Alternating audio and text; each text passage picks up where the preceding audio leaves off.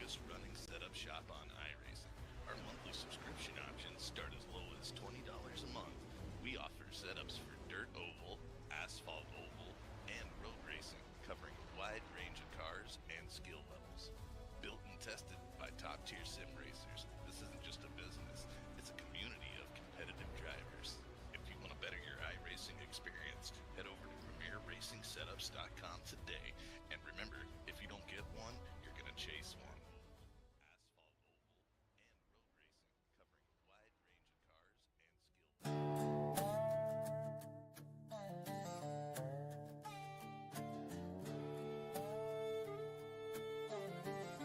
skill. Lights come alive, engines start to roar. Round two's here, now it's cut to the core. 10 drivers left, but it won't stay that way. Only a few get a shot at the pay. Pressure's high, no room for mistakes. Every lap now is a gamble they take. Points on a knife edge, won't slip and you're done. This is the fight to the final run. It's the round of 10. Let the battle begin. Every corner, every lap it's all in. Lights come alive, engines start to roar. Round two's here, now it's cut to the core. 10 drivers left, but it won't stay that way. Only a few get a shot at the pay. Pressure's high, no room for mistakes. Every lap now is a gamble they take. Points on a knife edge, won't slip and you're done. This is the fight to the final run. It's the round of 10. Let the battle begin. Every corner, every lap it's all in. No second chances when the green flag drops. You're either moving on or watching it stop. From teammates to rivals when it's all on the line. Only five gonna make it when they cross that line. There's do or die in the playoff den. Welcome to the round of 10.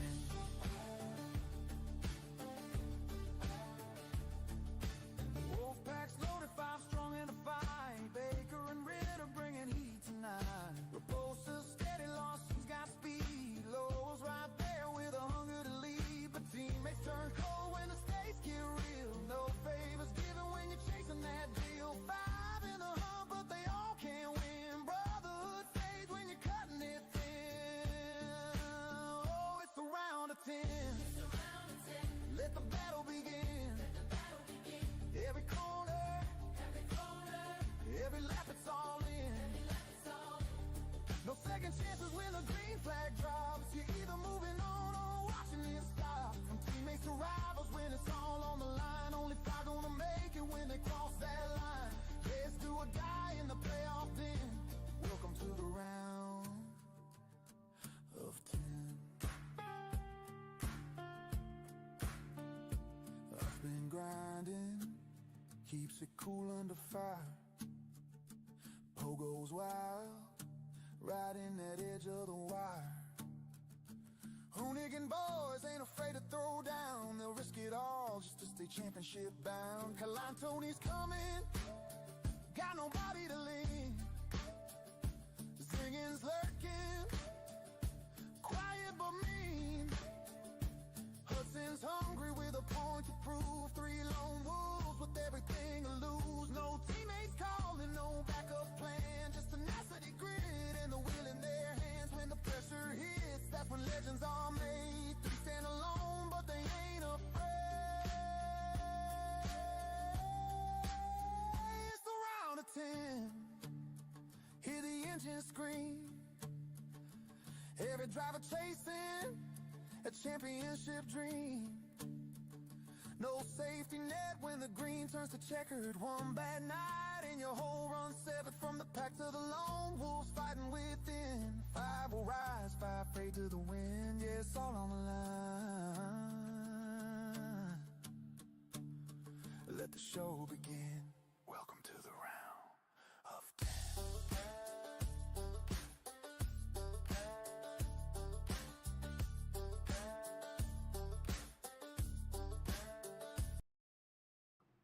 10. then we head back to our final few rows here tonight. Johnny Barker, our deepest starting playoff driver, he will start 25th. 26th going to Chris Proner.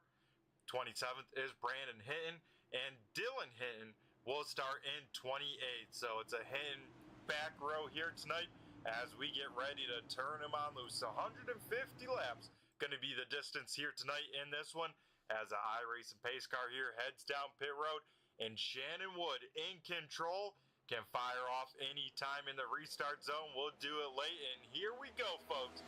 We are green flag racing for the round of 10.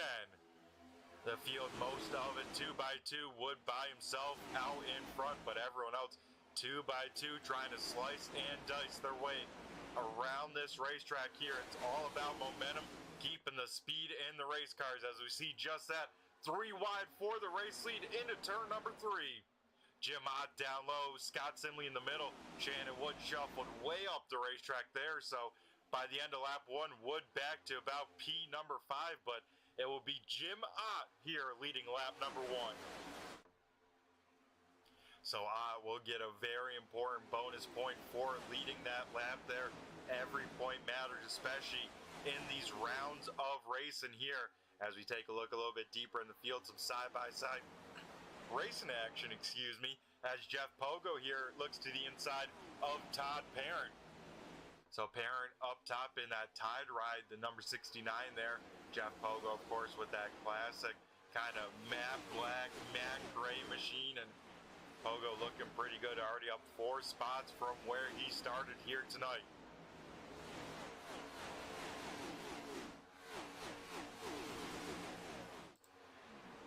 Everyone definitely pushing the envelope here to kick things on off, but so far so good. It is Jim Ott here leading the way over Scott Simley, Anthony Calatoni already up to P number 3, Frank Zingen in 4th, and Rob Lowell will round out the top 5. Right now, Rob, biggest mover of the race in these first 4 laps. He's already up 6 spots, so that tells me this 21 machine wants one thing right now, and that is as much track position as he can get.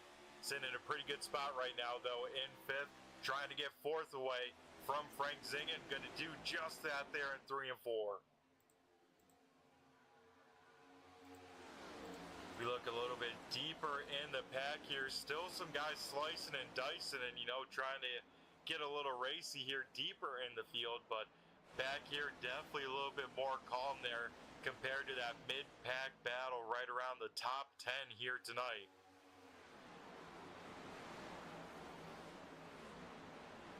As we take a look here at the 5 machine of Brandon Hinton, I tell you what, that is a car that stands out on the broadcast. Same with this 48 machine of Grant Humphrey. Those things always looking pretty good out there, and especially with that color combination, pretty sporty in this one. As we head back up to some of these battles, 3 wide here once again. Chris Muse up on the top side, Jeff Pogo in the middle. Mike Kelly down low. Looks like Kelly's going to back on out of it just a little bit in that 43 machine, as Pogo still trying to march his way up towards the front here early in this one. Though his teammate Jim Otto leading the way out in front, as these two still side by side for this 7th position. So it goes to show that passing definitely not easy out here tonight. As we see Muse get a piece of the wall there down the backstretch into turn number 3. That'll shoot that car up the racetrack just a little bit. It'll allow Jeff Pogo to get on by, and now Mike Kelly will try his hand at trying to get around the 3 out on track, or the 45 in the timing and scoring.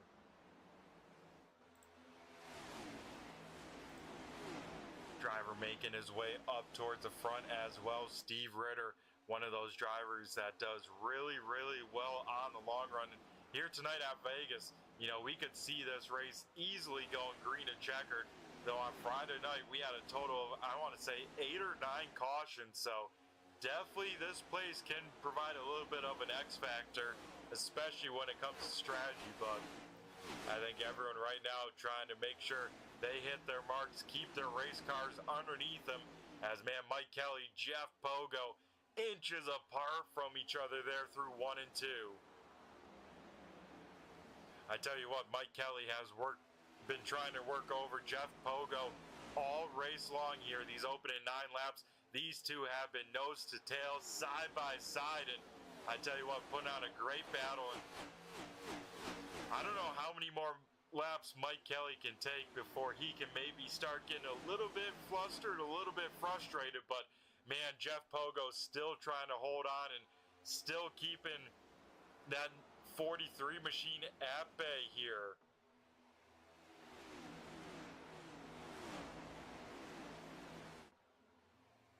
So best battle on the speedway right now, we are looking at it with the 43 and the 97. We got to jump back maybe a little bit deeper in the field as well. I saw a shout out in the YouTube chat lands here, cheering on Grant Humphrey in this 48 machine. So we ride on board here with Grant going into turn number 1 here. And like I said before, man, this 48 machine definitely very sporty looking. I love the kind of color scheme pops on the broadcast. Right now, Grant biding his time, clicking off the laps here and out of harm's way for the time being, as we'll see what he can do, you know, longer in the run, you know, when tires start to wear, the handling starts to go away on these race cars. Another driver that started deep in this one here tonight, hoping for a top 5 when it's all said and done. I mean, quite a bit of work up in front of him, Chris Progar. He started 26, still in 26, but like I was just saying about Grant as well, if Chris can, you know, manage his pace, take care of his stuff, especially those tires on that race car, by the time they have to pit under the green flag conditions, if we get to that far, I'm sure that 7 and probably that 48 will be clicking off some pretty good lap times here.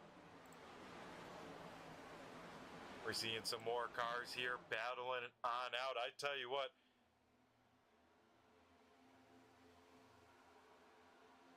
Ariba Caton here in the 30 machine.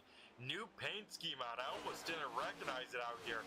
A nice bright red, has Ghost on the side of that thing. That thing looks really sporty. And I tell you what, Caton definitely an underdog story when it came to the playoffs. He was able to make the round of 15, and I tell you what, he drove his heart out. He was wheeling each and every race, especially last week at Chicagoland. The 30 machine had some really, really good pace. Just couldn't quite get the deal done when it shook out all in the points, but still nothing to hold his head at, as Caton once again, yeah, another playoff appearance completed by that 30 machine here with the 802 iRacing League. Head back up towards the front here. We see Shannon Wood getting passed by a few cars. Mike Kelly able to get on around Jeff Pogo and Shannon Wood. Jeff Pogo, of course, just getting by the 02 machine. So our pole sitter, the 02, kind of falling back just a little bit here tonight.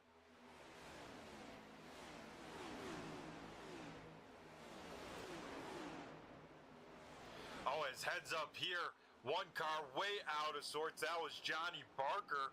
Barker, some reason, a little bit sideways there through 1 and 2. And that will actually collect Eli Raposa. You can see the damage to Raposa's number 46 machine. Quite a bit of damage right there on the left side headlight. And then the 46 getting a piece of the wall there off of turn number 4. So tough break for the 46. Another one of those drivers in the round of 15. Made it to the round of 10, and this is not how he wanted to start the round of 10 right now. At the bottom of these 10 playoff drivers here, so he's hoping to hopefully bring this night on around, but a tough break right there for the 46 machine of Raposa.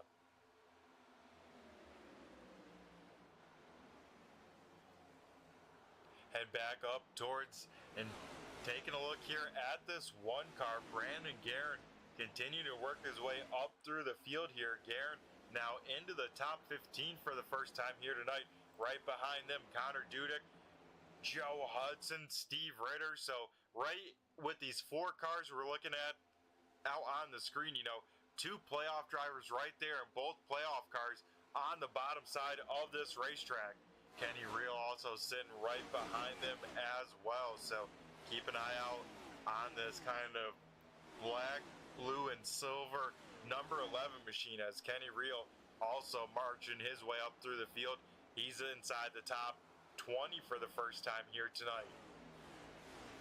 We saw a shout out here in the YouTube chat lands to our 5th place driver here currently, the 62 machine of Frank Zingen. Last time by Zingen was able to throw down a 30.49, one of the best laps here on the racetrack, though Jim Ott last time by a 30.44. So Zingen right there with that leader pace, and you know, a second and a quarter back, definitely enough gap to kind of reel someone on in if they blow off their tires out here tonight. We got a battle for second. He not up here as Rob Lowell looking to the outside of Scott Simley. So this 21 machine, like I said, from the drop of the green flag, has been trying to march his way as quickly as he can to the front of this race, trying to maybe get some points. Would love any point he could get. You know, bonus points out here in each and every race. A bonus point for leading a lap. Also, 3 bonus points for the most laps led. So if a playoff driver can do that, they can give up, you know, 4 spots compared to another one and still be all right. I think that's what's going through the minds here of the 4 and the 21, as we're probably shaping up for a battle for the race lead within the next 2 laps or so.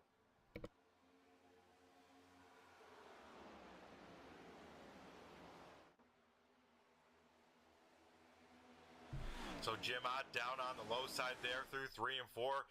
Rob Lowell up to the top side. Lowell getting that momentum rocking and rolling, and you can see him closing up right to the back bumper of Jim Ott. Let's ride on board here with Jim Ott, looking at back to this 21 machine here. So riding on board with our race leader here, looking on back to the rest of the field.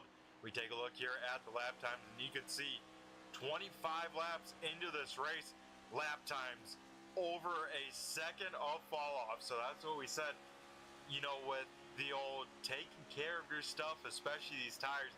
This track really, really abrasive, really, really fast. As we see Rob Lowell get a little bit of a Darlington stripe here at Las Vegas. He will bounce it off the wall there through 1 and 2. So that tells me one thing, Jim Ott definitely keeping an eye on the mirror, trying to predict where the 21 will enter, try and give him as much dirty air as he can, as last time Ott entered up on the top side with that 21 machine. Let's see if that is the case once again into 1. No, Ott to the top side, Rob Lowell down low. So side by side for the race lead for a split second here, but Jim Ott once again going to use some of that Chevy horsepower against that Ford there. Keep the momentum rocking and rolling. Also top 3 cars, all different manufacturers. We have a Chevy leading the way over a Ford. Scott Simley in the best running Toyota into 3rd, but Simley starting to get under fire here from Anthony Calatoni. Calatoni looked like the easy favorite to kind of quote-unquote win the round of 15. Had a tough race at Chicagoland, so this 84 machine looking for some redemption. That starts here tonight at Vegas, and right now doing a good job at that, as Calatoni inside the top 5, looking to get up on the podium here at the start of this one.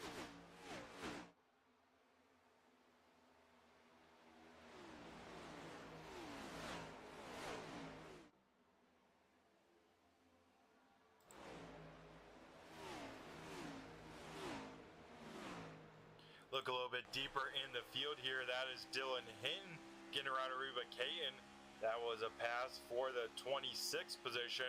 Up looking ahead a little bit further, you can see Jason Wiley, Chris Proner trying to start to battle just a little bit here. Further up front, Shannon Wood, Christopher Muse right here as well. So as we always see, quite a bit of battles going on out here on the speedway, but we seen it. I mean, we just saw it there with Rob Lowell, Jim Ott. It is one thing, you know, to try and get a run, get to someone. It's a whole nother thing to try and pass, as Frank Zingen either very close to the wall there off in turn number 4, or may have just gotten a piece of it, because that 62 machine lost a little bit of momentum up in front of them, Anthony Calatoni getting around Scott Simley. So the top three now all playoff drivers here currently. Jeff Pogo now looking to the inside of Frank Zingen. This is battle for a top 5 running spot. Zingen up top, Pogo down low. Both of these cars in the playoffs. So the top 6, we have 5 cars in the playoffs in the top 6. So that goes to show who might be some of the favorites here to look for with tonight and the upcoming next 2 races.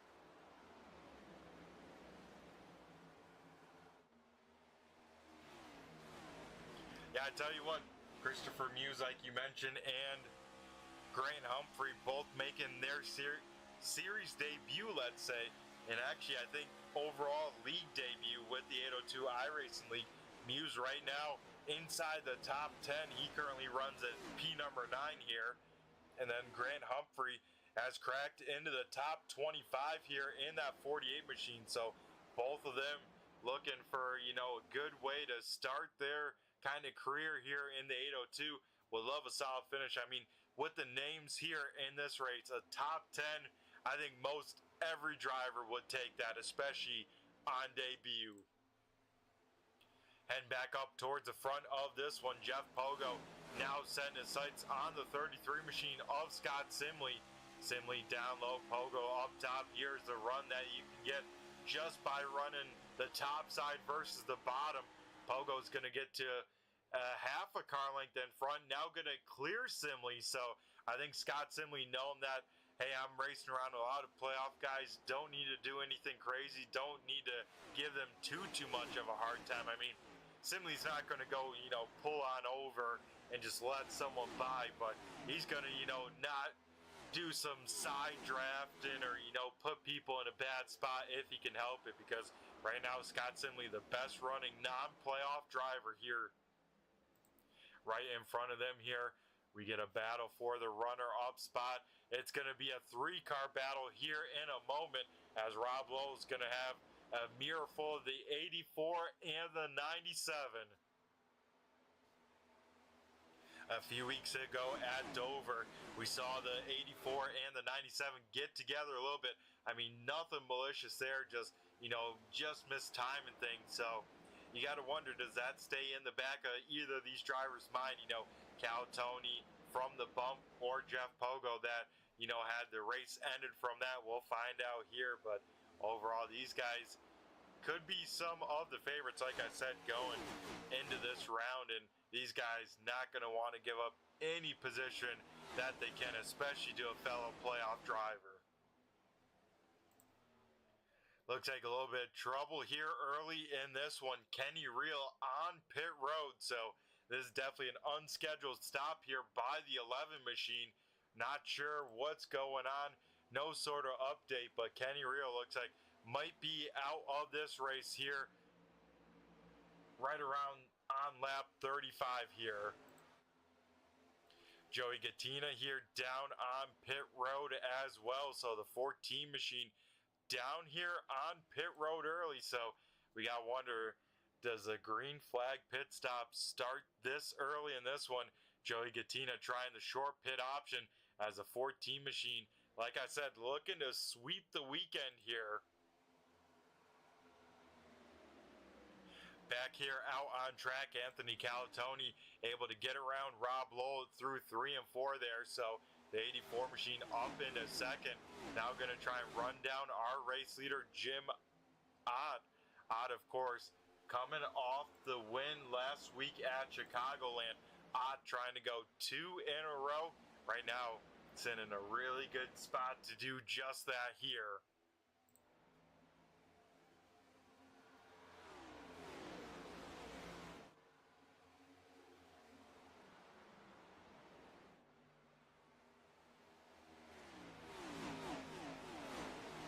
So things kind of calming on down just a little bit, though we might have a battle of the 2 cars out here tonight.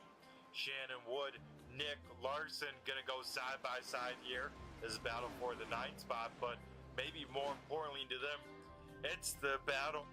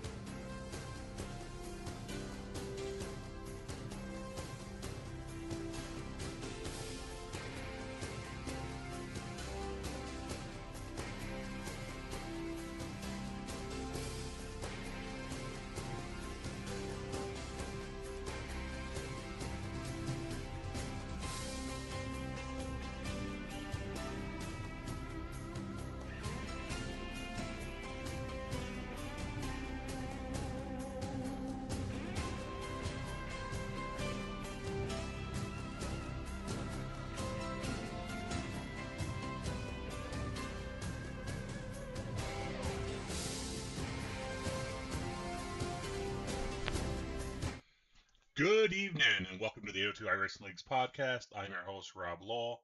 Joining me, as always, is my co-host, Brandon Garrand. Brandon, how are you this fine August 24th evening? Not doing too bad. Yeah, pretty good Monday. As the summer months start to dwindle down and start to get into that fall weather.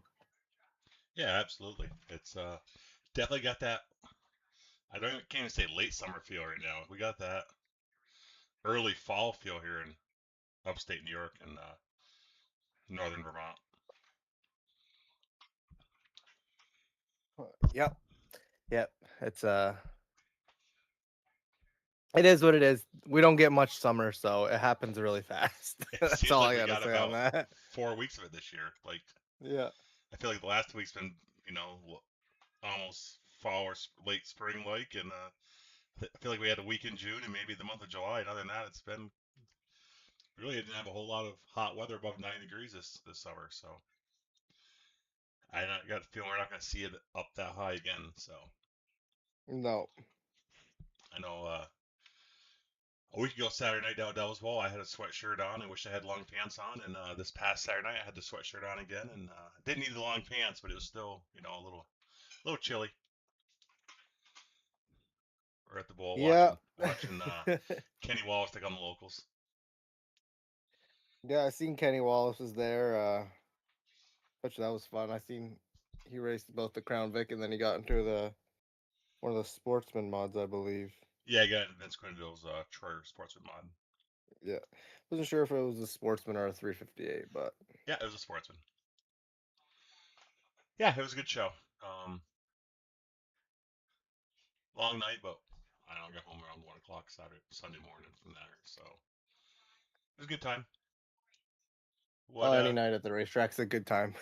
If you ask Yeah, me, even on the bad nights, it somehow ends up at the end. It usually ends up being a decent night. Absolutely. I only had Friday and Saturday night last week, but the guys they raced 6 out of 7 nights, so yeah, I think they've enjoyed the last couple nights off, and I will be back in the race shop tomorrow night. But it was a long week for those guys in the Super Dirt Car Series. Oh yeah, raced, a lot of traveling. Sunday through Wednesday. Like I said last week. Yeah. The truck drivers are the ones that and then you said Justin was driving it himself, so I'm sure he's happy for the break because not only driving the truck, he's driving all night racing, then right back in it. So he's probably spent more time behind the wheel in the last week than most people probably do in a month. Yeah, no doubt. And then Friday we're at Malta, had a nice second place finish down there. Wish that last caution had come out final 6th to go at Malta. Mike Mahaney was leading it, and Justin was tracking him down in traffic, and I feel like we had a car that could go to the bottom. I would like to see that play out without the yellow, but fortunately, the yellow came out, got back in clean track, and had one shot at him. Justin had run off 2, tried to cross him over, and Mike threw the block into 3, and that was it with 4 to go. You just both were on the top pretty much. Unless something happened to break Mike's momentum, the top was just dominant down there this week. So yeah, take second place, nothing to sneeze at. Nope. As we've said many times down there, so you're battling some of the best every single week. So yeah, I mean, top. Yeah. Laner broke, but when he broke, the top 3 was Mahaney, Justin, Laner, Mark Johnson, and Matty DeLorenzo. So 5 pretty stout cars right there. And I think Peter Burton was 6. I mean, so you got 4 guys right there that run the tour, and Matt and Mark, when they race against the tour guys, race right up front too. So then you got Peter. I mean, there's 10 solid guys down there every week that could go out there and win any given night. So it's tough sledding down there. Yeah, and he's got to be top 5-ish in points. I mean, I think we're 3 out of the top 5. We've had some mechanical issues this year that's hurt us bad. Up and down, but still to be. So we have 5 in points there. We got to hustle along tonight because we have a 7:00 hard stop tonight. We got Zach Novak coming in to do a class here for our guys that signed up for it. Something we're offering free to our guys in the Amateur Racing Leagues. Zach's gonna come in and talk about the next gen car and some of the oh my God, can you say the word? I can't, obviously. Intricacies. Yes, that's the word. You know what's that. crazy is I failed English a lot of years in school, but I knew what you were trying I to have say. said that word 1,000 times and never stumbled on it. Yeah, just some of the things, the quirks of that car that make it different to drive than most of them on the Sims. So Zach's gonna come in, Junior Motorsports eSim driver Zach Novak in the 2019 eNASCAR Coke Series champion is gonna come in and give a hour-long class to our guys for that. So um, just something that we offered for our guys, with league paid for, and are giving it to our guys free of charge. So Yep. that'll be fun. But that means we have a 7 o'clock hard stop. One reason we don't have a guest tonight. We tend to get sidetracked with guests and go off on walks down memory lane or other tangents. So I will say no guest, but if there is any of the guys out there listening that want to do the picks with us later at the end of the show, yeah, just hop in put that in the chat. Put that in the chat, the waiting booth, and yeah, that's pretty much all we'll have time for a guest segment. So, and even if you're a repeat picker, we don't care. So that said, let's jump right to the BG Graphics Limited Truck Series. And I will let you take it away because you were there and I was not. Yep, the penultimate race of the season.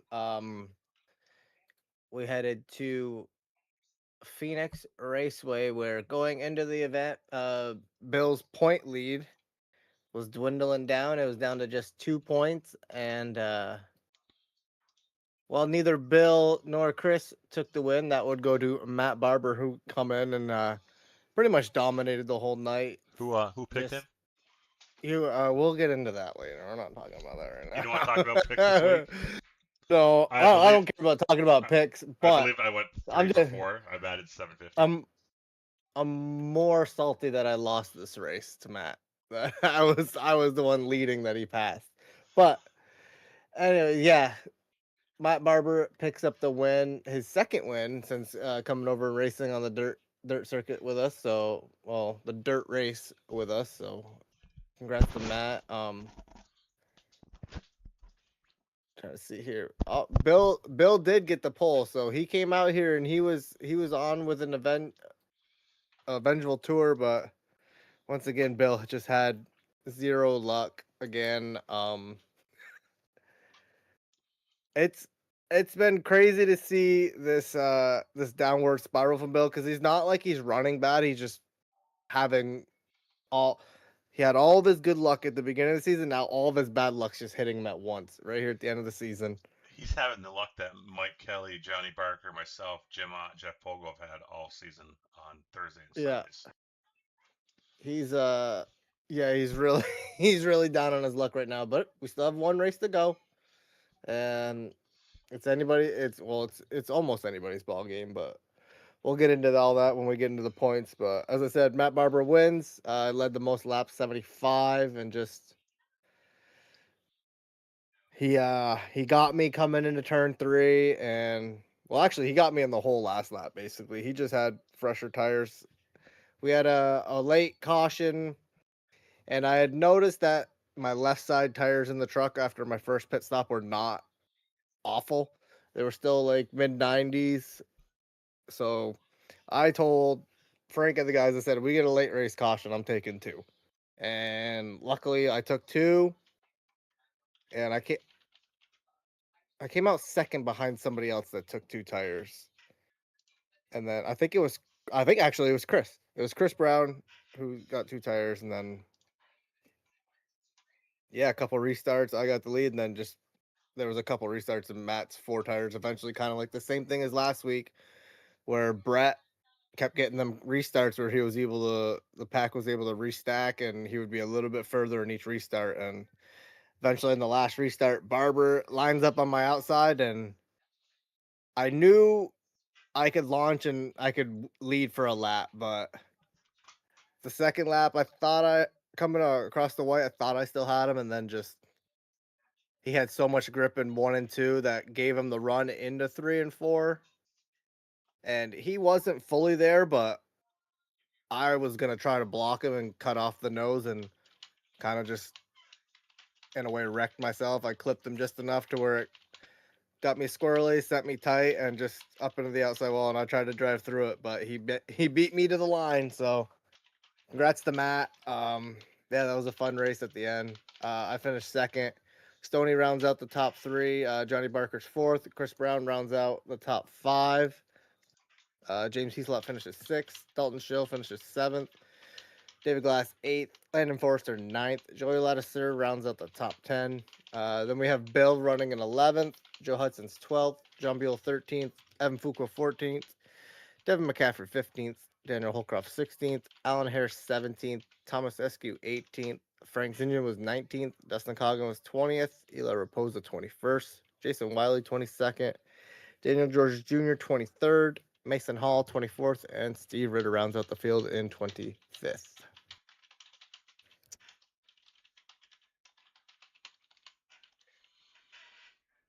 Oh, and then I guess we And can then talk about the points more. Yeah, we can talk about points. Points a good thing. Yeah. It's so interesting. It's a change. yeah. So for the first time since I'm gonna go back and look, it's gotta been since Lime Rock Park, race 6, when Chris was leading, and this was when Bill was just starting with us. Bill won the race in Lime Rock, and that's when it switched over. And since then, we had not had a change at the top of the standings. Well, Chris is now 3 points ahead of Bill, heading into the final race. Bill has obviously the best, most realistic chance here to win this, but mathematically, if we have a full field of trucks, that's what mostly for mine and Johnny's sake, more or less, we would have to have a full field of trucks to really have a good shot. But Bill's the best one with a chance. Dustin, like, kind of a little bit of an outskirt chance. But there's still a good battle there for 3rd in points. But yeah, it's gonna be a great battle tomorrow night. I'm really looking forward to it. I don't even. I can't believe we've gotten to this point where in the middle of the season it just looked like Bill wasn't so much gonna walk away with it, because there came a point where he kind of just was maintaining a 50-point lead. It just seemed like he was gonna kind of ride this into the sunset, and it's totally flipped. And we got a battle on our hands going into the last race of the season, and I'm excited to see how it's gonna play out. I know I'm gonna be racing my butt off again. I keep thinking back, if I would have won at Homestead when I think I had the advantage, and then if I win last week, that's 40 points. I'd be sitting 7 out right now. Dustin's sitting there thinking, man, I could have been just 19 out. So, like, it's crazy how much tighter this could be just with a couple of different odd changes, but it's still technically a 5-car battle. But this battle between Chris and Bill is going to be fun to watch at a really racy track too. We're going to Kansas, so I don't know. I think it's either one of their games right now.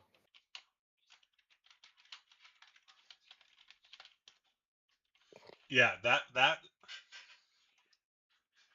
battle right there. Bill goes out and gets the pole again. Now it's down to 2-point battle, and then that's what, one spot throughout the field, right? I mean, it's more. Let's see. So after the 20-point gap between first and second, each position is 1 point. Yeah. So 2 spots right there. So if Chris finishes 4th and Bill finishes 6th, now you're tied. If Also, Bill you were to got to get the think pole. Yep, Yeah, poles. Paul will lead most laps. Lead a Yeah, lap, so lead most lap. Yeah, there's the bonus points out there, and yeah.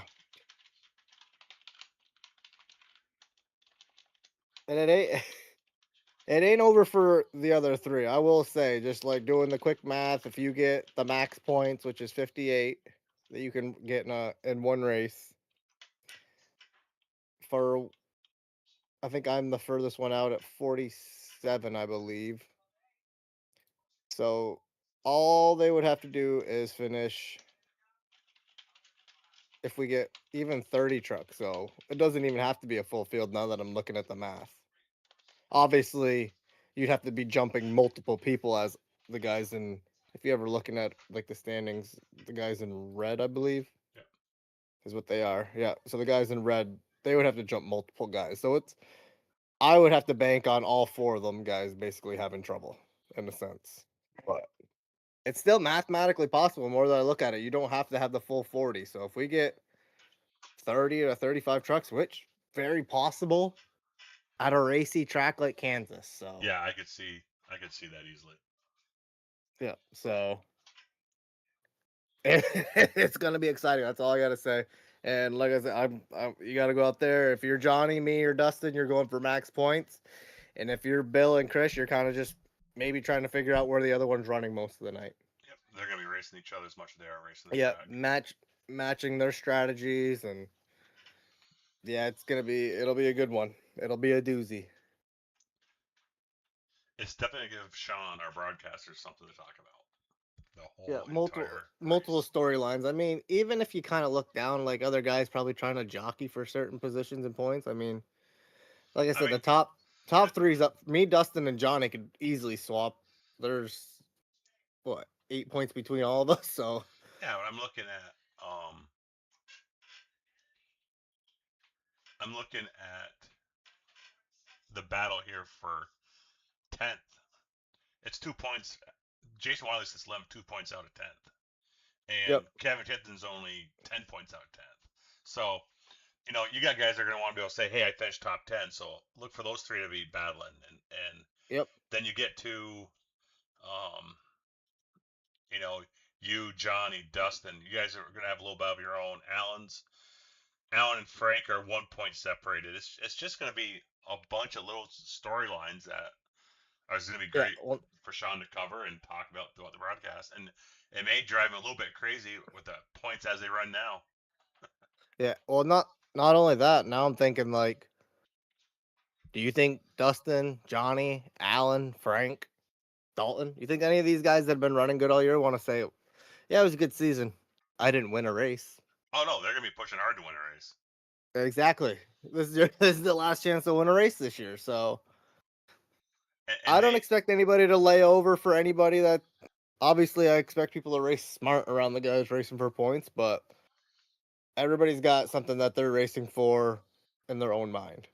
I'm going to go on a limb and say that So someone in that top 7, top 8 is going to go out on a limb and make a wild strategy call and steal the win. That's my prediction. that's my hope. The only problem is my teammate Frank usually matches me sometimes when we do them wild strategies, and he sometimes pulls it off a little bit better. Unless if it's fuel strategy, I think I'm a little bit better. I got the edge. But if it's tires and stuff, he's got the edge on me on that. So yeah, it'll be a great race, and it's just one of them tracks that I don't think you could end anywhere better for a racier track. So yeah, so you catch all the action tomorrow night live at 9 p.m. on Turnweb Broadcasting with Sean Fitz. Yep. Should we jump to the ARCA Cup series? Yep, we can jump to that. We That got was anything else to talk about? nope. We'll get into more on the truck series obviously after next season. We will well, after the season ends, we'll get into what the next season will be. I do have it where it will be we will have like an off week race in between. We're gonna have some fun with the league guys, but I don't know if that'll be broadcast or not. I'll have to figure that out. But Trucks doing figure 8 racing? I have left it up to the champion.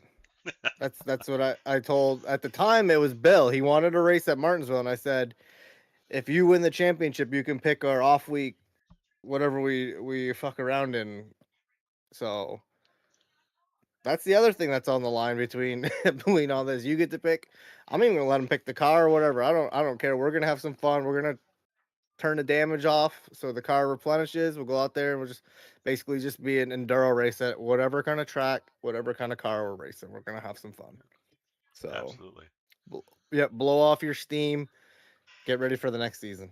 And that's the one thing I can say is there will be another season. Obviously, I don't know if I've ever announced that on here, but we put it on Discord that there is the full season. That'll start. I should probably know all this information off the top of my head. I think I put that in the news. Start September 15th. Right at Auto Club at a track that does not exist anymore, but is a great track. And we didn't go there this year. We went to Michigan, basically the same kind of racing, but we'll see how this one goes, and we'll get into more what next season looks like when we are on the podcast next week. Okay, let's jump to ARCA Cup. And it was at Watkins Glen, and I was not there. So, Brandon, you're going to do the heavy lifting again on this one. Yeah, this was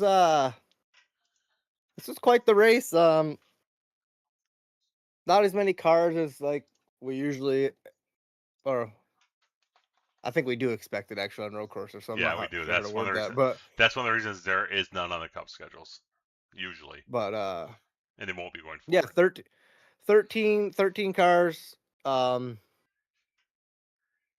was honestly the car handled all. It was really fun the way the car drove the whole time.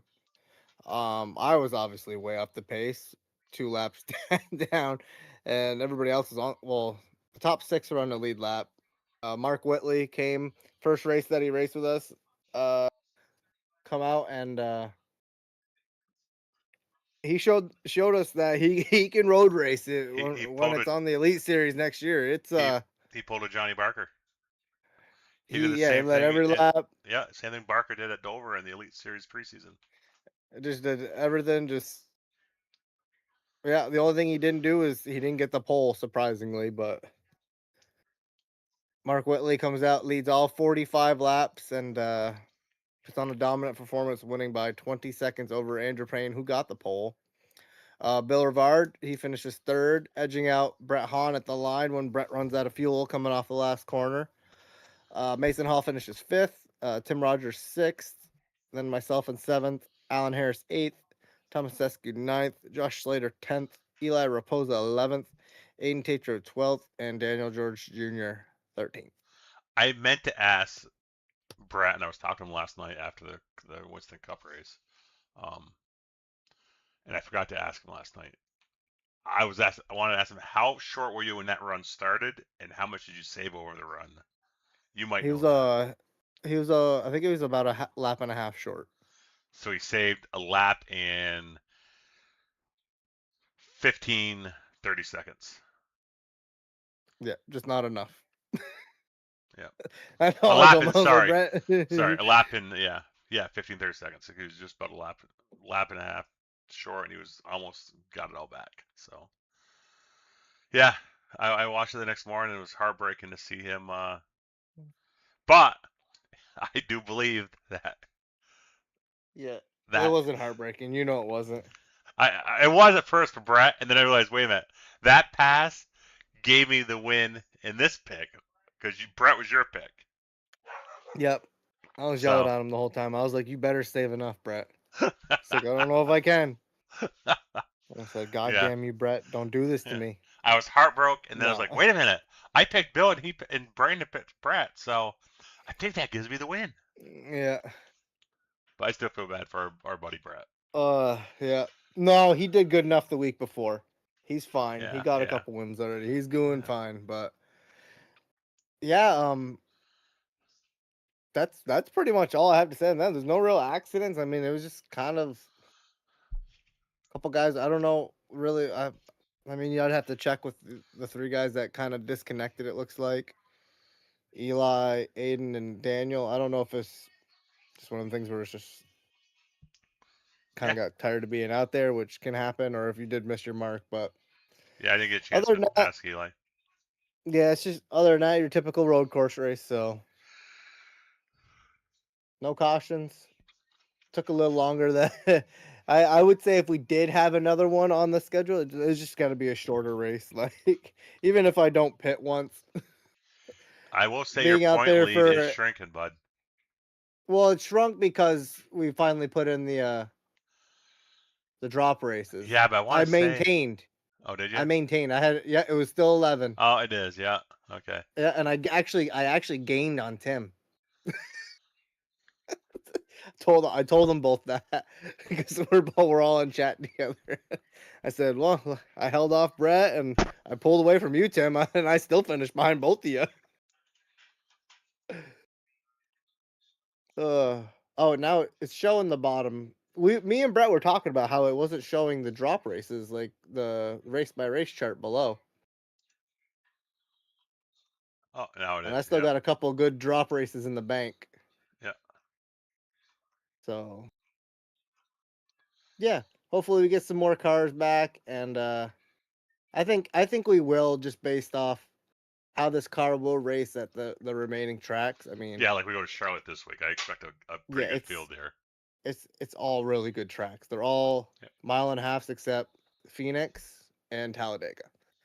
So really racy tracks, and I it'll be a lot of fun. I see that the Jett is in chat.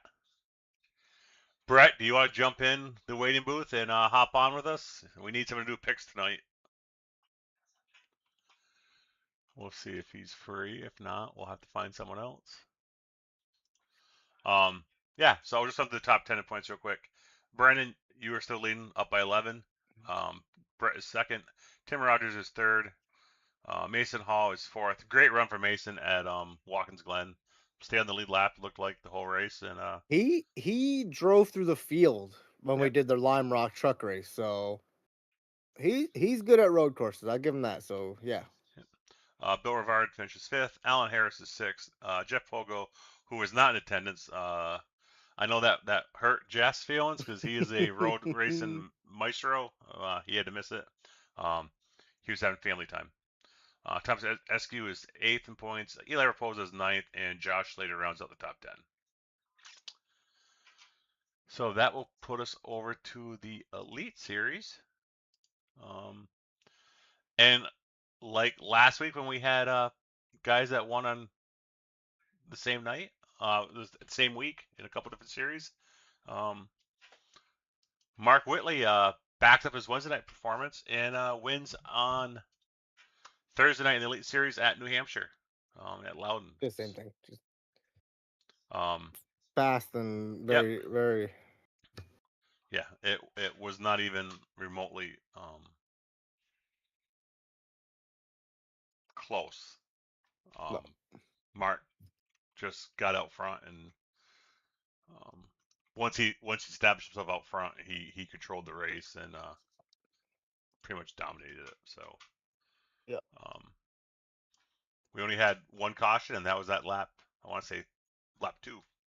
It was early in the race, and Yep. yeah, then we went green, obviously, so a lot of strategy. I know some guys did I did a 2-stop. Some guys did the 1-stop. Fun to see all those differing strategies kind of play out. I think I kind of was a negative just based off a few guys that did do a 1-stop in front of me. I was running about 12th most of the night, which I was kind of I was comfortable with that.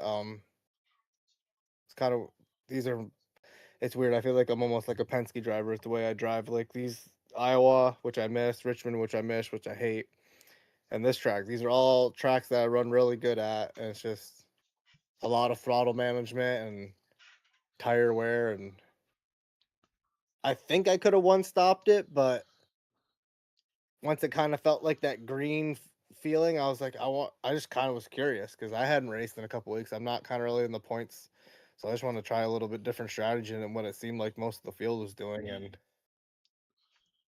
didn't really pay off as much as I was hoping, but it was a lot of fun having to be more on the offense, I guess, not having to be on that management tire side. Because being in chat with Brett and Tim, I know they obviously finished better. They were running a little bit better than me most of the night, but Brett, I think Brett blew his tire right after we came across the line, and Either that or he ran out of fuel or something again, and just they were on edge those last 10 laps with what they had left. We can ask Brett because the voice of the 802 wins the Cup Series and the gentleman that races at both the Elite Series and the ARC Cup Series Weekly, Brett Hahn, is here with us. Also a truck winner this season. So Brett, how you doing tonight? I'm doing pretty well. How are you guys doing? Not bad. We're just recapping our Elite Series races, and my night didn't go well. I didn't qualify well, and then well, I guess I did. I guess I qualified like 12th or 13th, something like that maybe. And Josh Parker had some connection issues and kind of blinked out going into 3 on the pace lap, and Michael Wolf was right ahead of me, and he cautiously took it easy on when the green flag came out. Don't blame him a bit because you don't know if Parker's going to show up in your lap or not. It was Josh, right? Yeah, it was Josh. And I got running from behind, got a 4X, had some damage from that, and then the next lap I going to 1, I checked up for the guys ahead of me, and I got run over from behind and spun. So that was pretty much the end of my night. I had a couple minutes of damage, couldn't get it fixed, went a lap down, and then just was riding on logging laps. Seems to be the way my summer's gone. I cannot wait for these seasons to be over and get back to a fresh season in October. But you had a great night, Brett. Yeah, it wasn't too bad. Luckily for me, time in pit road just right, trying to find an opening. And as soon as I slowed down, slammed on the binders, and got to pit road, is right when the meatball flag actually popped up for me for the first pit stop. So ran it down to 0, and like Brandon was saying too, right at the end, I think I was down to like 2%. Like with like 10 to go, I could definitely feel the wheel getting super light. And I'm like, man, I got to back down this pace because I don't know if you guys noticed, but Anthony Calatoni, I think, ended up finishing 2 laps down because he got a meatball, right before the checkered. And I'm like, man, I can't afford to do this and have this, penalize me, multiple laps if you don't serve it by the end of the race. So luckily, just by the skin of my teeth. But I got to tell you what, it's been a while since I finished a lap down in a race, and those boys were on it at New Hampshire Thursday night. Yeah, and that line Whitley was driving. You saw some of the Cup guys mimicking it yesterday, and I don't remember seeing that on Sundays. You think they watched Mark Whitley? That's not what I'm saying, but I don't remember. I just found it was interesting that line Mark was running. We saw it in play yesterday, and I don't remember seeing that years before it loud. It seems like everyone ran that modified diamond / slider line where you go in and you let it, diamond in the middle, then drive back down off, and I tell you what, there was point. So obviously ran the Elite Series and kind of watched Schaefer, and he was ripping the apron, and that's kind of what I started doing on that second run. And it's crazy how much speed you can get there as long as you can get through them bumps coming off the both corners. But he was ripping them corners. I didn't see Mark Whitley much, so I don't know. I'm not saying that because I was way ahead of him. I was way behind him, but. I didn't see the line he was running much, so but I just took note of what Schaefer did, and Schaefer drove from 20th in the field up to 4th, very, very impressively. And same thing with Brandon Banks. Very similar line. The one thing I'd say about Mark is I think Mark was slowing down more in the center of the corner than Eric was, kind of wrapping a little bit more. Where it looked to me when I saw Eric, he would like go in on the apron, and then he'd get his right side slightly above the line in the middle, then drive back down off, where Mark would just like drive in and get on the binders and just roll the whole apron and then drive straight up out. But I think the guy that we should mention is Steve Tucker. I really believe, and we talked about this post race, if Tucker pits 4 laps earlier on his last pit stop, we'd be talking about Steve Tucker winning that race, not Mark Whitley, because at one point, he was 8 seconds back after his pit stop, and he cut it down to 2.6. And even at the end there, he still was cutting it down by 3/4 tenths a lap. So I think if Tucker pits 3-4 laps sooner, he might have had time to run Mark down. Now, catching him is one thing, passing him would be another. But if your tires are 3 or 4 tenths better a lap, you're probably going to get by the guy. So Yeah, you have more options Yep. where you can roll the car. But yeah, for sure. yeah, I mean, obviously, it was a great race. It was one caution. It's nice to see the guys all out there trying to maintain tires, just taking it easy and not driving over their heads. Yeah, and I think the fact that we've taken a set of tires away from both the Elite Series and the Winston Cup Series on Sunday nights now, I think on both nights we've done this now on a bigger track. We did it at Iowa and Richmond. Um, didn't I didn't see quite as much help there, but I think both here at Loudon and this past last night at Kentucky, I think the one less set of tires really cleaned up the racing. Some guys have to I'm be. telling you, it has to do with night racing. Tracks are more gripped up. I don't think it matters what you have. You could have one set of tires, and I think you still, it's just the track's a little bit more gripped up, and everybody's a little bit more racy because of that. And that's why you see more incidents on night races. It very well I don't could think be. like that's just a notice that I've started to see a trend of, like even in races past where we have the day to night transition where we can go really caution free. Then all of a sudden we get racier because like as it transitions to night, we're all gripped up all over the track more and just yeah. I think it's just a product of, and I don't mind it. Like it happens. It's racing. Just So you're saying when we do a Bristol in the Elite trend. Series, we should try a day race instead of a night race? We'll have both next year. We'll have a day race and then we'll have a night race. That'll really give us the that's gonna be the crazy part about the Elite Series next year is we are gonna start doing double race. Like we're gonna go to races multiple times. Yeah, so So that'd be fun. you'll have the trends of like, oh, this is how that guy ran that earlier this year. Let's see if he can do that again. And then And we do have Freaky signed for next year. They're on board coming back, so it'll be the same broadcaster for the Elite Series next year. but And on we're and we're contract. and we're gonna run a short season between when the Real Life Cup schedule ends and the Clash at Daytona. We're gonna run something on Thursday nights between now and then, just to keep the league going, keep the series, the interest in the series, and it'll be a hybrid. It'll probably be a lot of 1.5 miles, 2 miles, some 1 mile tracks. Maybe we'll throw one I think I'll short have to track in there. put an amendment into the truck series. I'm gonna need to get Bowman Gray in there. Should we look at points? Yeah.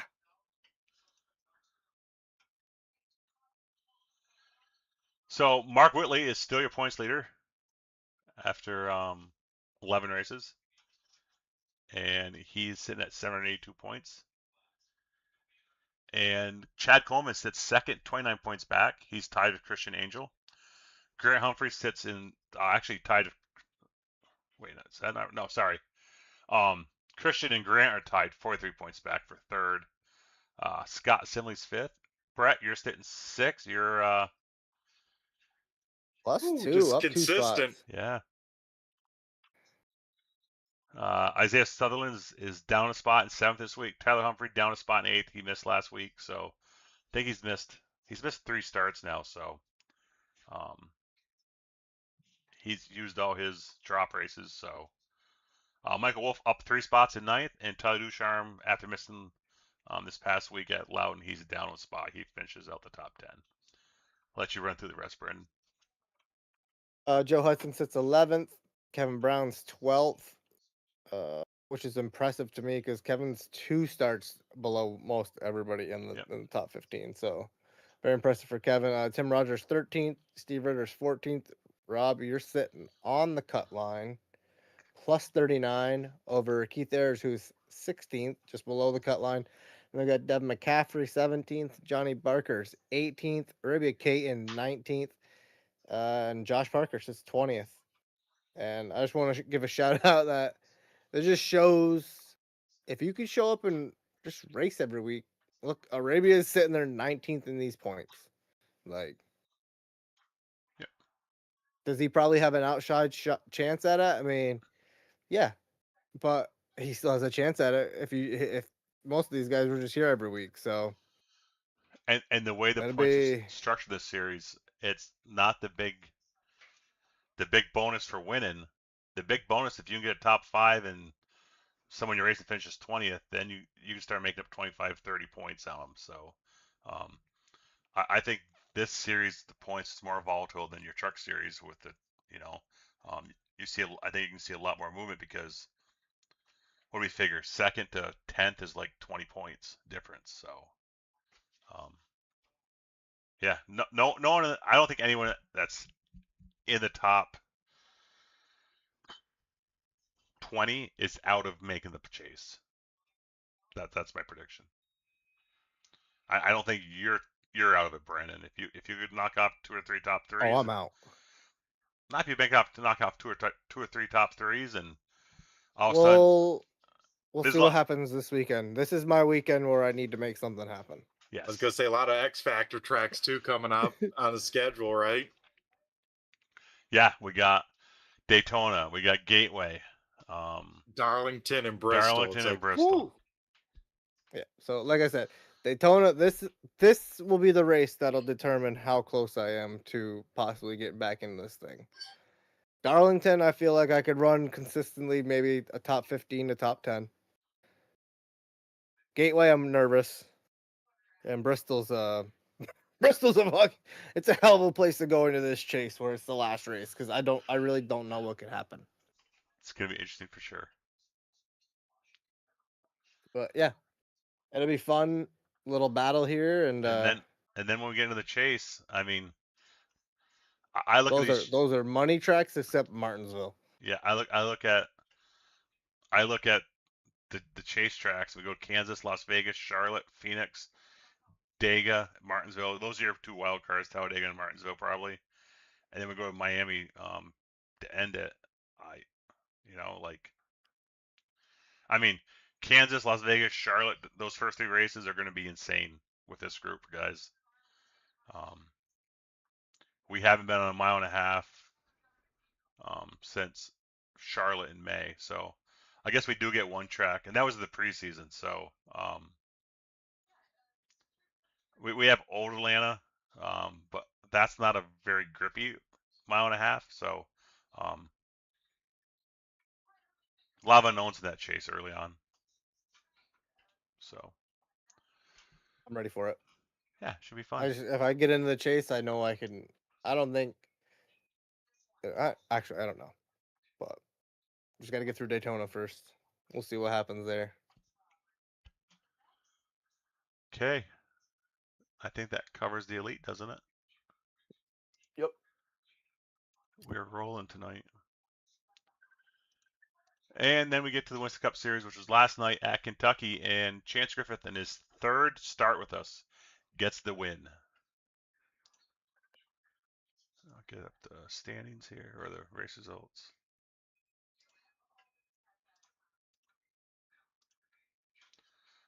Chance won it. I'd say he probably won it somewhat on strategy. He made sure he was the first guy on his strategy down pit road, and it paid off for him. We only had 4 cautions, and they were all early too. And that kind of led us to a long green flag run at the end. Had a group of guys come down lap 36, take tires. When the majority of the field did not, those guys are. What's that? Or no, I didn't. I can't even remember what strategy I did last night. I don't think I did. I think I stayed out. I think I did. stayed out, and then I just pitted once. I think it was Chance, Josh. Yeah. I think James Hislop. Mike stayed out. Kip stayed out. I think Jameson and James, I think, took tires, right? Brett, do you remember? James. Yep. Pogo. Yeah, those guys for sure did. I think Ritter Pogo came did. down, and I think he just topped off. Ritter topped off. I came down, topped off. Our whole team only topped off. None of us took our. Okay. None of us on our team took our first set until that pit stop. under green. I came in on the very, very first caution because I didn't have sound through the. I couldn't hear my car, so I just came in and had to flick that on. I came in topped off every yellow because I was in the first one, so or the second one I was in, one of them, and then just kept topping off and was hoping for that late race caution, like 15, 20 to go after most of the field had used their second set of tires, or what we thought was gonna be most of the field, and we just never got it. But you hear it on Sunday, right? You hear Stevie Letarte always talking about you want to be the first guy in your strategy, and when Chance broke off when Caldy's went down pit road, I was like, I told the guys, I think that's a little bit early. I think if these guys go 10, 15 laps and then follow him, they're going to run him down. But wasn't the case. I mean, Josh got there, but by the time Josh got there and he used up enough of his tires to chase him down, the arrow was just too much to overcome. So, Brett, you had the best view of it. What was your thoughts? Yeah, I thought the same thing, and I thought like you guys mentioned before on the podcast, going down to those 2 tire sets versus 3 definitely made a lot more interest on the call, because I think if you still had the 3 sets, I think most of the field comes down on that 36 caution and take their first set. So I think people are much more trying to take care of their tires after that first run, and I think that showed off. I mean, in those long green flag runs, I mean, late into runs, we saw, people chasing each other, even down for the race lead. We saw both Humphreys lead, then Jeff Pogo get up there, Josh Parker, even before the next round of green flag pit stops to, reshake things on up. So I thought it was really good to see. Yeah, it's brought back an element that we haven't had in a couple seasons. Like we had this, I want to say it was season 3 maybe, where we had the 2 sets of tires, and then we had some guys that talked us out of it and go back to an extra set. And the league was a different spot then, so I really can't fault those guys that wanted to do that. As far as the guys we had in and their ability to race on old tires, we're a whole different league now. But it's definitely made, I think, the racing a lot better, and it's got to make it more interesting for you, the different strategies. Oh, that it does too. And I think, at the big thing at the end of the day too, I think it changes the racecraft when for how you take that first set of tires, or when you do, right? Because it's so important now to nail when you take that first set, to give yourself the ability, take it when you want the second set. But it seems like most times, and I find myself, even doing this on Thursday nights, is trying to take care of those tires at the beginning when the track is, the most grading on tires, to go as long as I can. So then, hey, this next set I can take a little bit later, hopefully pick up, a little bit more speed or comfortability in the car. But then it's tough to do too, because it's like all that track position, and I don't want to blow off the right front either. As I think it was Tyler Humphrey, right, that Yes. I think really shredded the right front there at Kentucky on Sunday.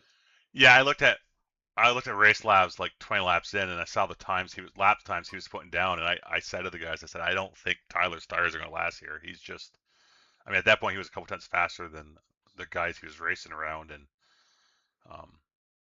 I felt bad for him because it felt like he went from leading the race to back to us in like 14th, 15th in about 15 laps. Like, Oh, it was a short amount of time. It was like the anchor someone tripped over the anchor switch, and the anchor plummeted it down into the seafloor and just dragged him down. But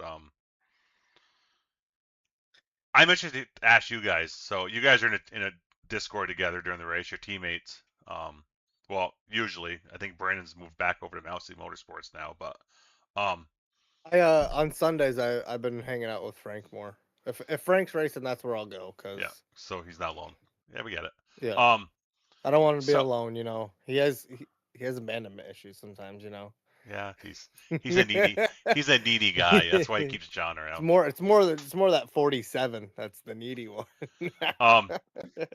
Then you don't want to be talking to me, because then that means you're out of the race too. Yeah. Yeah. Don't you want to be just a little fly on the back of a grandstand seating when at Bristol, when John's just a couple of rows away from Joey after that whole deal? That's gonna be interesting.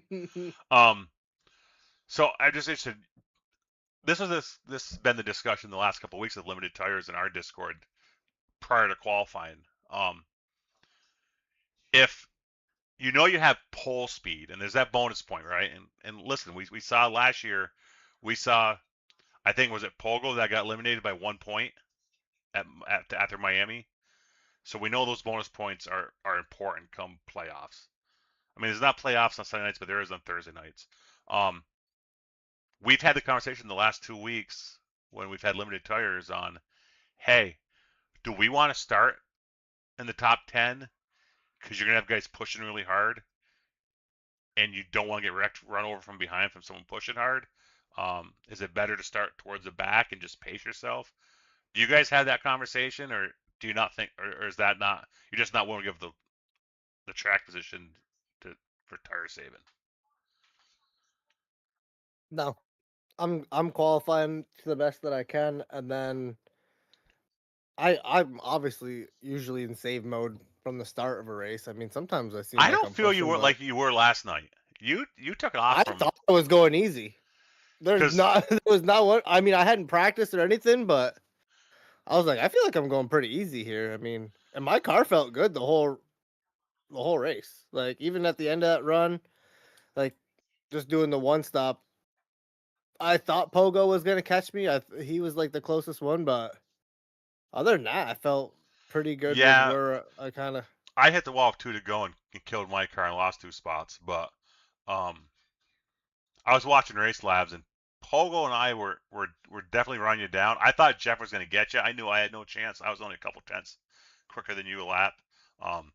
But Jeff was taking big chunks out of it. Yep.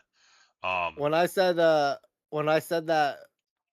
that I was gonna race him when he got to me, I I was looking at the time and I was like, telling Frank, I was like, I think he's gonna get me on the white flag lap, and if he does, if it's coming off turn 4, he's gonna be the outside, and I'm gonna put him in a wall.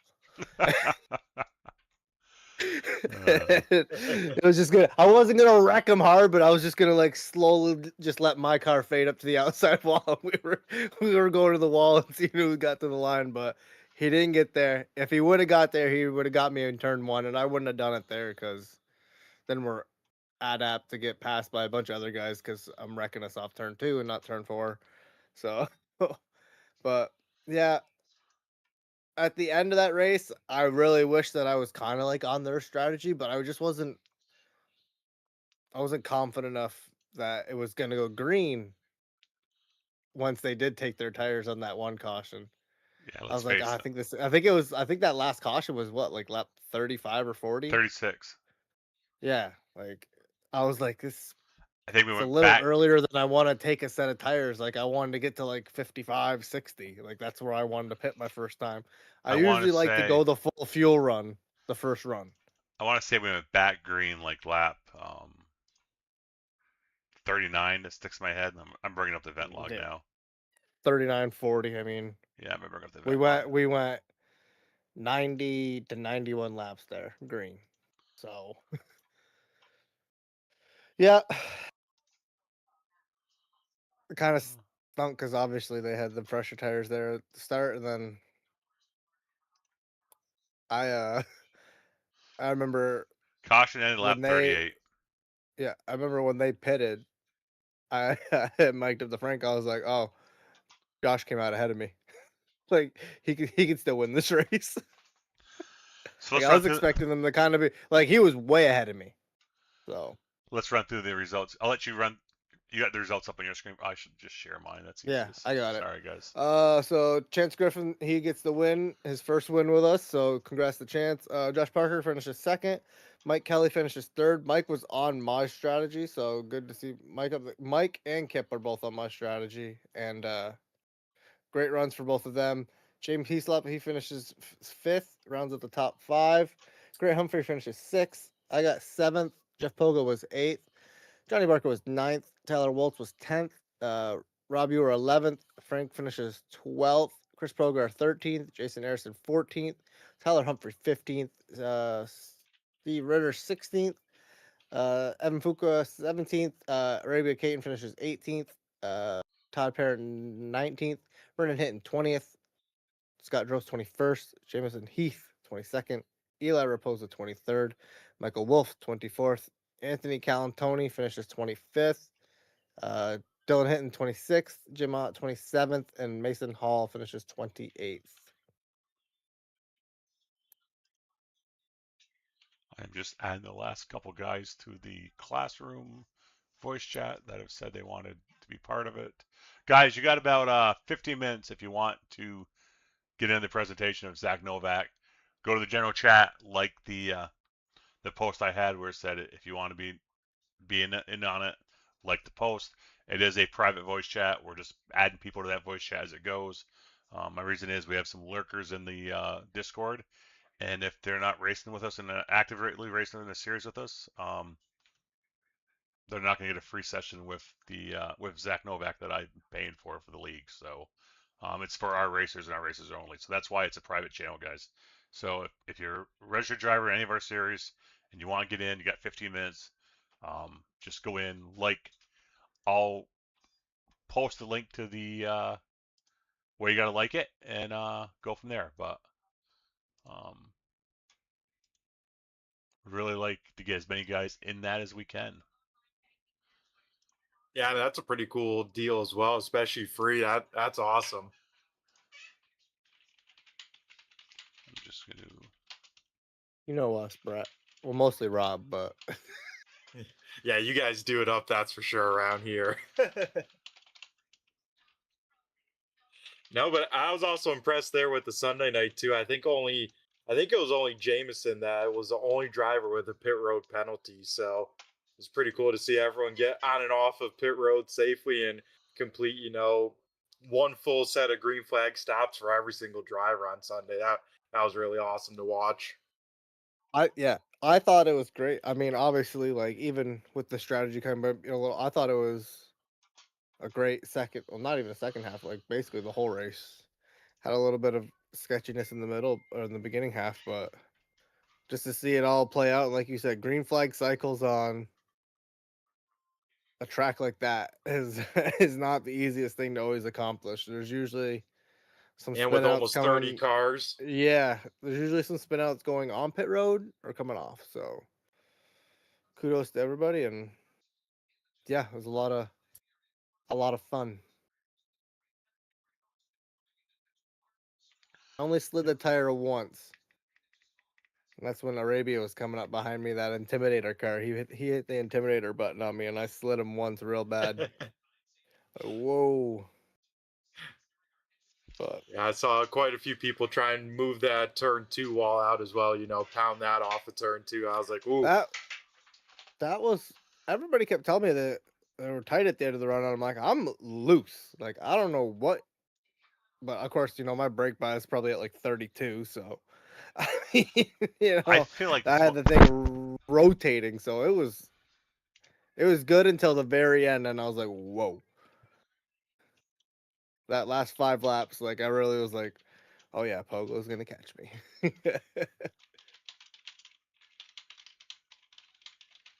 just answering a quick message here. So I think turn two at Kentucky is one of the few turns two I haven't brushed this season on Sunday nights. I was kind of like Brandon. If anything, I got free up out it too. So that's interesting that some guys were really tight off too, because I was not. Usually I am tight off of turn two everywhere we go. Look at points real quick. Yep. We got about 30 minutes left.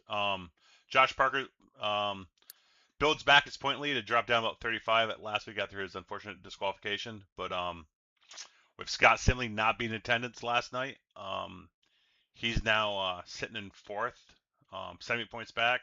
We have a new second place driver, Johnny Barker, my teammate over at Wolfpack Racing, jumps up into second. He's 61 points behind Josh.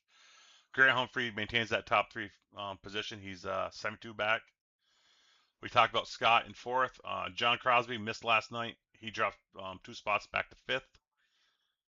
Tyler Humphrey sits sixth in points. Steve Ritter maintained his seventh place in points. Anthony Calatoni dropped 2 at the final of the race last night. I missed what happened to Anthony, Brett. Yeah, so him and Tyler made contact there right when Jeff Pogo was spinning off of turn number 4 there. And Yeah, I heard so them he hit the talking. wall hard.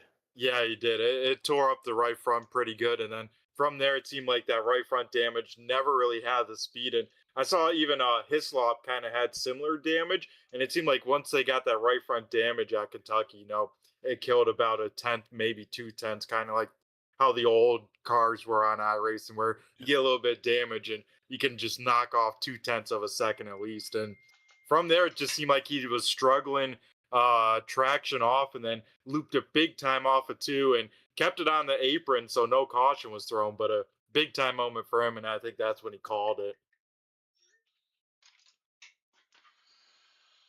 Okay. Where we stop? We stopped at Anthony, I guess. James Hislop is 9th in points, and Jameson Heath rounds up the top 10. And then from there down, it's pretty much everyone back here from 10th on back. We've had seasons we'd all, I think, pretty much like to forget. At least I know I have. Yeah, I haven't made enough starts for me to be indifferent. I think I've had decent runs in the starts I've had, but obviously, been a while since I've won on a Sunday. Yeah, me and Brandon were poking around the stats a little bit, Rob, on the Sunday nights. Who's your guess on the driver with the least amount of incident points per race with at least 10 starts? Who do you think leads the old stats for that?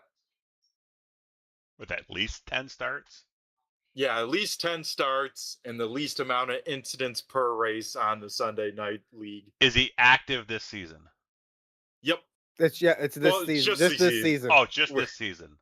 Yep. Yeah, and I will say he's got he's got a point lead on somebody too. It's like he's a whole incident point lower than the next closest person. It's got to be Josh Parker. It is Josh Parker. Yeah. Yep. Josh Parker is sitting there at 2.25. And my guess per is, race. if we look at stats, he also has the most passes. Anyone want to take that bet? Oh yeah, definitely. He definitely has most passes because we looked at it and his average change of position was like 20. Yeah. But surprisingly, he only just has 8 more passes than Johnny Barker. Even with all the Johnny does passing pass he's some doing. cars. Well, here's Johnny the thing. does Johnny well. has had to go to the back and come back to the field numerous times this year. Where it seems Yeah, like that is true. Josh gets to the front and manages to avoid the chaos and stay there. So, I will say I'm not at the 10 start mark, so I wouldn't have qualified, but I'm at 2.67. That's right behind him. It's one of those weird stats that I pay attention to. Like, I always go into a race and I'm like, I don't want to make contact with a single car here. Keep it like 0 incidents as long as I could in a league. And it's something that, if you're leading that could be a stat worth bragging about. I'm just saying. I try not to have that many incidents, so. And that shows you with the below 2 point, with the 2.67. I mean, anything below 4 is usually pretty good, right? Because I will say any sort of contact. We do have one guy that made one start in the Winston Cup Series this year. He's at 18 incidents per race. Anybody want to take a guess who's who that is? weapon? Anyone want to take a guess who that is? He's in the booth. He's in the booth. Oh, Brett. at Bathurst. Yeah, Mount Panorama, great track to have your one stat at, let me tell you. Few excursions off track for myself, I'll say that. Okay, Brandon, guess what time it is? Yeah, it is pick time. Pick time. Even though he let me down, I guess Brett can pick with us. I know, right? Dang. Should have me the other week. I know. I should have kept you when I had you at New Hampshire. When nobody, even I could have picked anybody though. Nobody showed up that week. That is true. Could have picked anybody, and I wasted you. So I'm gonna pick last here. So, Zingen and Coggin. Zingen didn't show up. So Brandon, you're gonna pick first. I thought Frank was there. Was he there? I didn't think he was. Sorry, Frank. If you're there, it wasn't memorable. So I know Dustin got spun in the last lap. That's why it was a little bit. Yeah. It Yeah, might be a little Frank bit was closer there. than we think. Wasn't he? Where'd he finish?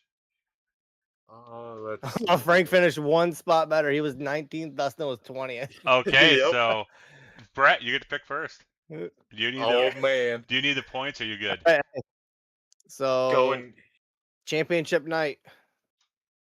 yeah, big time. Man, I mean, I'm looking at the old guest picks and whatnot, and I don't see our current points leader on the guest list. He's not. No, So give me old 25 machine Chris Brown to get the job done and make it a barn burner for the championship battle at Kansas. that would have been my pick. I wish I could pick myself. I don't really have many I was gonna people say, if left you're here. saving the whole season to pick Chris Brown, I can change it. I can change it. No, I wasn't saving him. I just noticed that I actually hadn't picked him yet, which was kind of surprising to me. Yeah. Who should we pick? Because I picked pretty much. You know who I haven't picked? And he beat me last week, and I hope he's there this week. I'm going to pick Mac Barber. Good Solid choice. pick. I rode that horse to a win last week. I look at it and I'm like, he's like really the only guy I don't have left. I was thinking Well, Tim, but I don't know if Tim was going to be there. You had one more option. And I picked Matt at Phoenix because I knew Matt was really good there because we raced there. He raced with us with the Busch cars there last winter in the Busch car. That's why I picked Matt last week. But there's another guy that's been around the last few weeks that's run almost as good as Matt. Give me the real life dirt sportsman car driver, Joey Ladouceur. Another good one. Boy, I'm gonna fucking mess this one up. You put Joey L. We'll let you have the.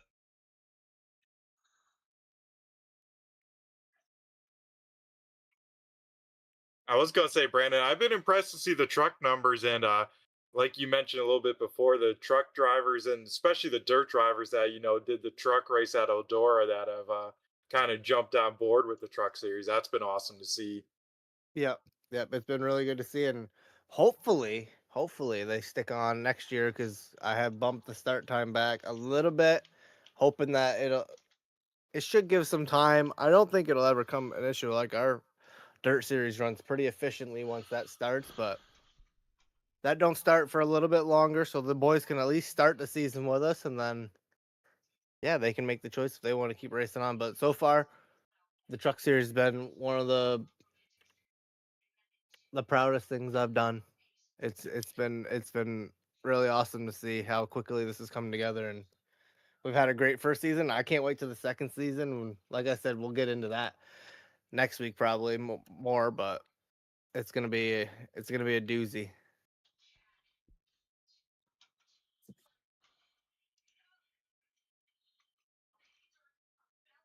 Okay. Yeah, the ARCA series. Oh man, at Charlotte. You get to go first again, Brett. Woohoo! Oh man, logo wasn't there. Talk about a setup. Yeah, Tim did that, set up that perfect for you, huh? Man, who are we picking at? I mean, do I go the easy choice if he's gonna show on up? Do I go Whitley here? You think it's a lock? I mean, it is tough to beat him. I mean, it was impressive what he did at the Glen. I tell you what, that was a strong run and strong showing by him to jump in those cars and do that. If you're that confident, go for it. Send him. I think so. That's who I'm locking in. Don't want to pick myself, Don't want to do that craziness. I wouldn't. Me and Rob both picked you. You didn't do anything for either of us. Exactly.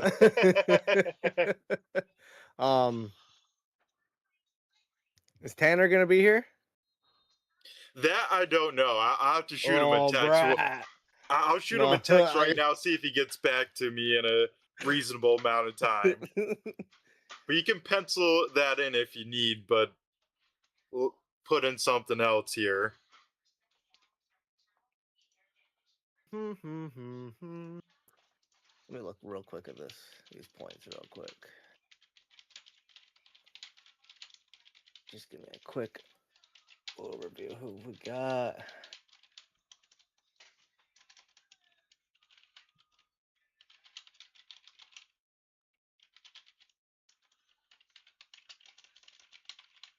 You know what? I'll take Andrew instead. I'll take the risk if they're not here. Okay, I like it.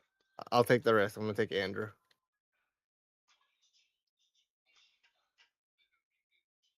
Thanking out the part-timers to be here, right? I've already, I pick guys that I think that are going to be there anyways, and they still don't show up sometimes. So you know what?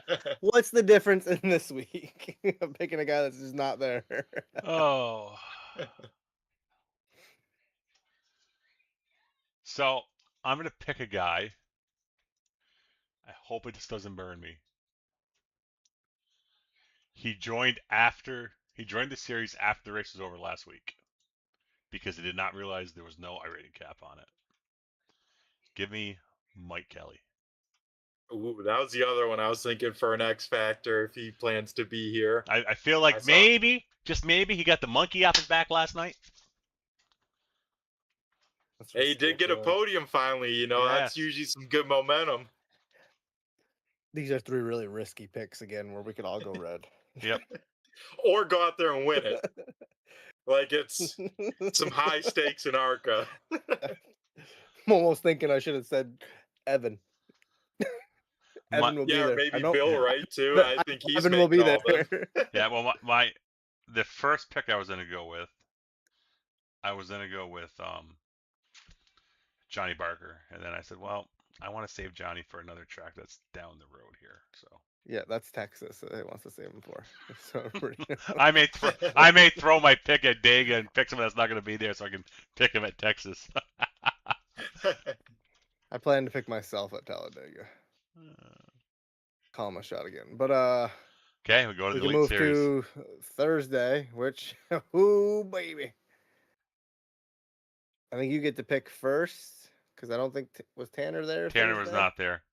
That's right. I said I knew that because I knew that he was going to be actually in New Hampshire. He told us that he was. That was Andrew. That Tanner? That was Andrew. Yeah. Do you know who I get them both mixed up. Do you know who I'm going to pick? Who are you picking? Take a guess. It's Daytona. I can pick. You pick anybody here. Is it me? I am going to pick my faithful co-host, the guy that has been on this journey along with me, Brandon Garrand. That's a fucking really risky pick. I think you've won 3 races at Daytona the last 6 months, so shut up. Shut up. Try talking me out of it. I think you should save me for Talladega. No, because I'm pretty sure you were going to pick yourself if I didn't. So No. Well, you were. Yeah, you were. That's why. So I've been thinking myself or for Talladega or here, but Daytona is you're off the table.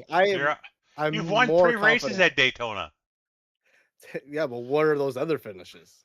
So okay, you're off the table. So who's your next pick? Oh man, who do I want to pick here? I got all these guys still at the top of the standings. But it is the X Factor race, a super speedway. You can do a little long shot. Let's see. I have a couple ideas.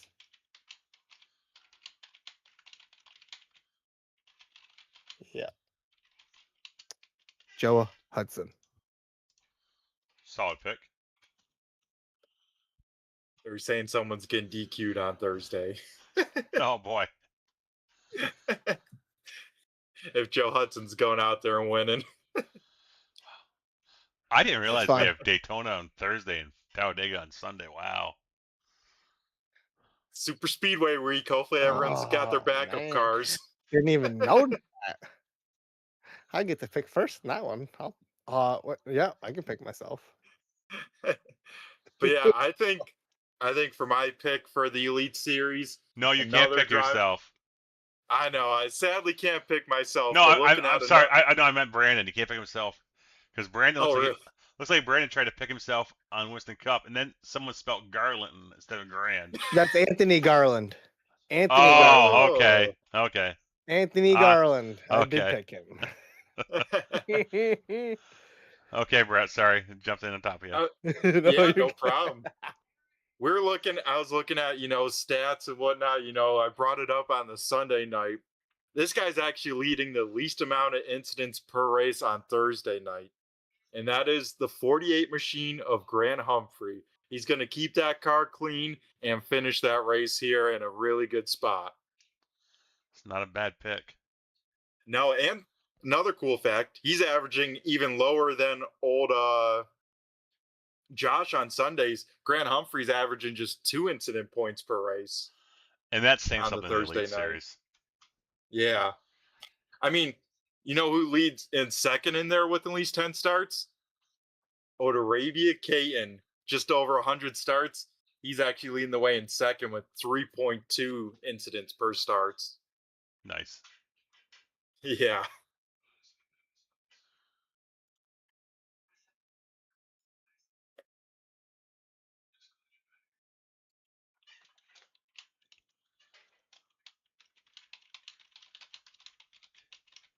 All right, so we get to pick the Winston Cup now. So I gotta bring this up, Brett.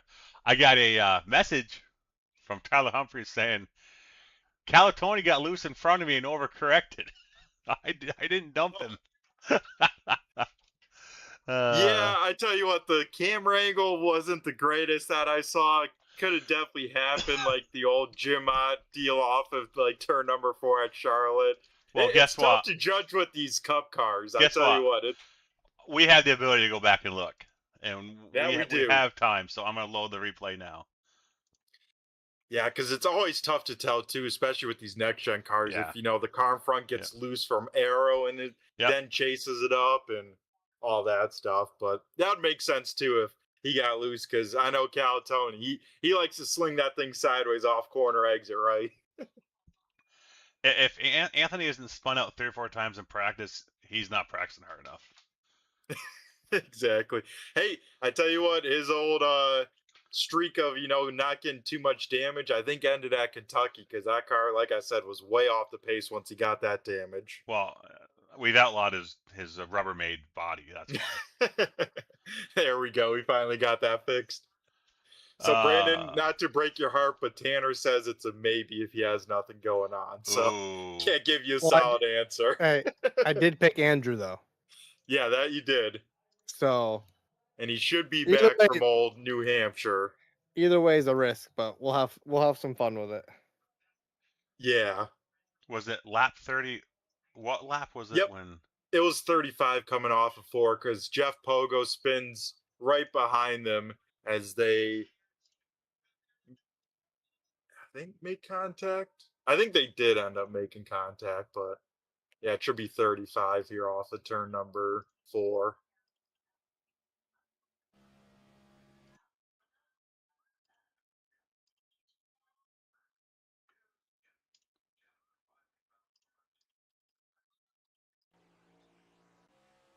Of course, my train paints. Actually, I gotta make sure stream up. It's up. Okay, here we go. We'll go to the blimp view.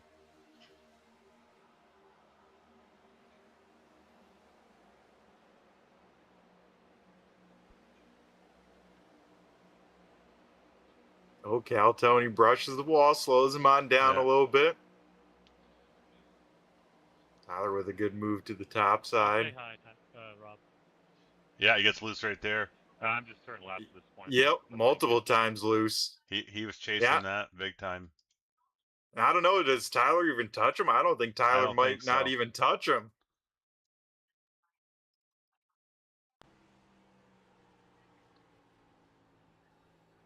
I'll This is say right hi, on board of Tyler. I'm just turning left at this point, Mike, but thank you. No, Tyler never touches him. No. Hey, hi, Rob. No, I'm just no turning left contact at this there point, Mike, but whatsoever. Thank you. Woo. Can't get So- much closer than that, though. No, that could have ended Tyler's night right there. Oh, easily.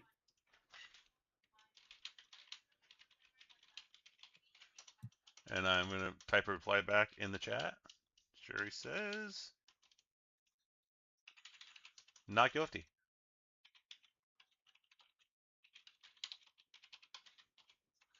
See, that's what's nice about being able to just go back and look.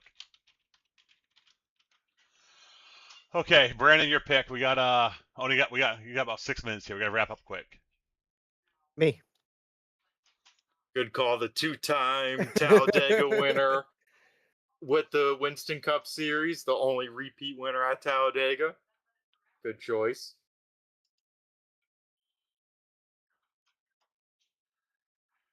You're up next.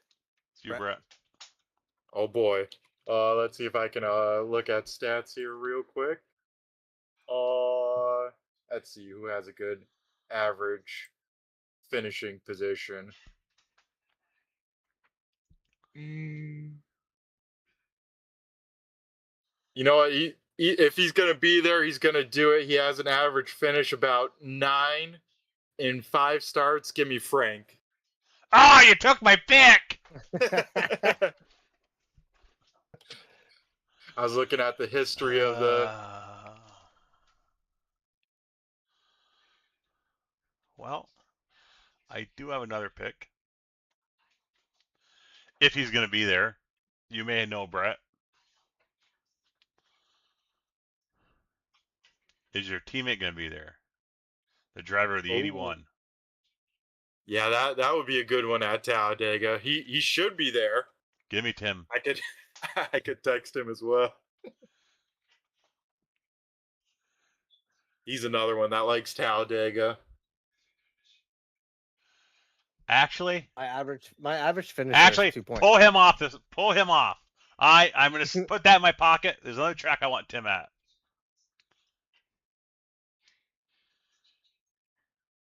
And I'm going to have to lobby this guy to make sure he's there. Oh boy. High risk this whole week for picks. I like it. Give me Joe Hudson. Nope. Joe Hudson gonna sweep the super speedways between you guys. I mean, you guys picked the same people at the super speedways. Look at that. Yeah, we did flop them. Yeah, I want Tim for a track here in 3 or 4 weeks. New Hampshire. That's what I was thinking. Maybe. He showed off good on Thursday night. He beat me. I picked him there somewhere. Because let's face it, at this point, you're looking at what you've used and what you got left and what tracks are left. You're going, ooh, do I want to use this guy? No, I think this is more in his wheelhouse. So, actually, no, you know what? We do have a complete reset after this week. Remember we said last week, since Talladega was supposed to be end of the season, we were going to... beautiful. Yes, so, yes. So I could pick myself again at Echo Park. You could. Because I read that and I was like, fuck, that's actually a better track for me, I think. So, okay, well, I hate to rush this, but we only got like 4 minutes and we got to be in the classroom. So, that's it for the podcast tonight, guys. One of our shortest one in like a month. So, we'll be back next week, same time, same channel. And don't forget to tune in tomorrow night, Turn 1 Broadcasting, for the championship deciding race of the Truck Series. Yep, should be a doozy. Brett, thanks for coming on and helping out tonight. Yeah, no problem, guys. Thanks for having me. Always a great time. And yeah, look forward to another great week of racing. Yeah, should be fun. Brandon, take us out. All right, guys. As always, subscribe to this page. Subscribe to all the Apple, all that Shamamo, Spotify, Apple Music, Amazon, and thanks for listening. We'll see you next week, guys. Later. Search Adobe